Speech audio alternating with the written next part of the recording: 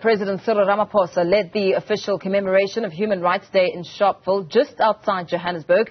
Now, the EFF is also holding its own commemorative event. Our reporter Nqobile Madlala is there and joins us now. Nqobile, what's happening on the ground there?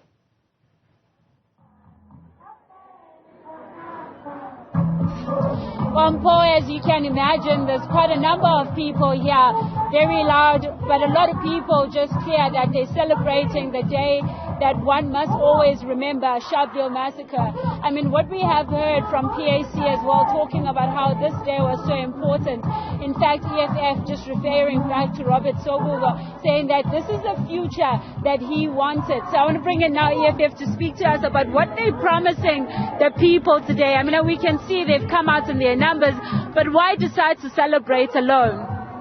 Yeah, well, we are here as part of the commemoration more than anything, and to remind ourselves of what the people of Sharpeville went through in 1960. It's not Human Rights Day because till today we still see a lot of infringement, particularly in reference to human rights by the current government.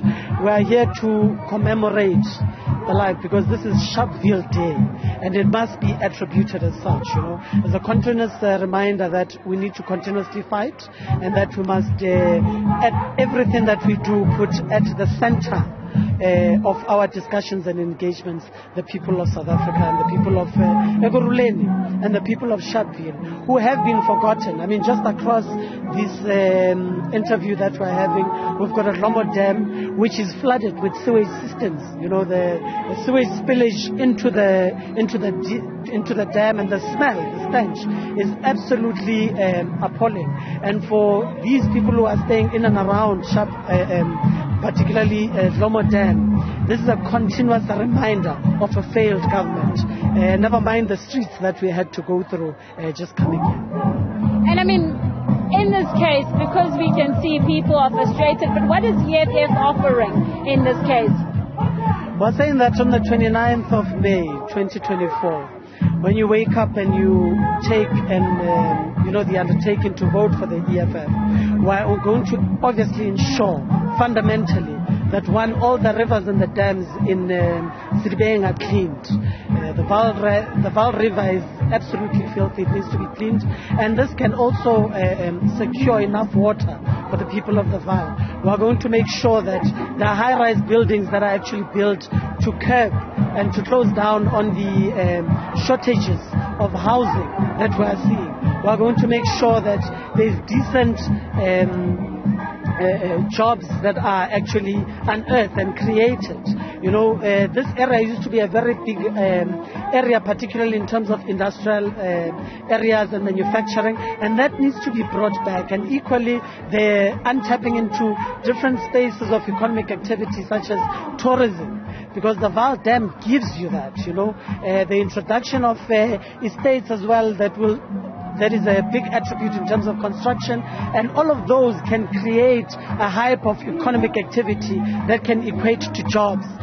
And I mean, I understand that you have so many promises at this very point, but are these things that can be feasible? Because I mean, we've seen what has happened in many municipalities, and some of them are the municipalities that you are at this point in coalition with, where service delivery is poor. What would be different about this place? South Africa has a lot of money. I mean, the national budget is almost 2 trillion, if you're having to look at that.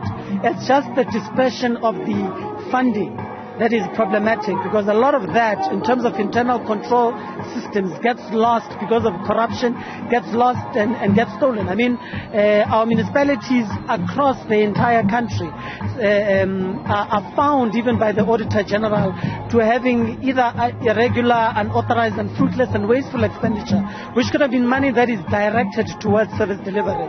So that's the first and the initial point, is the preserving of what you have. And I mean, if you are to look at the secondary phase of it, of ensuring that there is greater economic activity, means that more people are able to participate, even in terms of contributions towards the revenue through sales. It means that we can increase our fiscus as a country. Thank you very much. We'll let you continue celebrating Sharpeville Day, as he explains it before, that today they celebrate it as Sharpeville and not just as Human Rights Day. And they're promising, of course, this community that they will be there to deliver the services that they have cried about in the current government.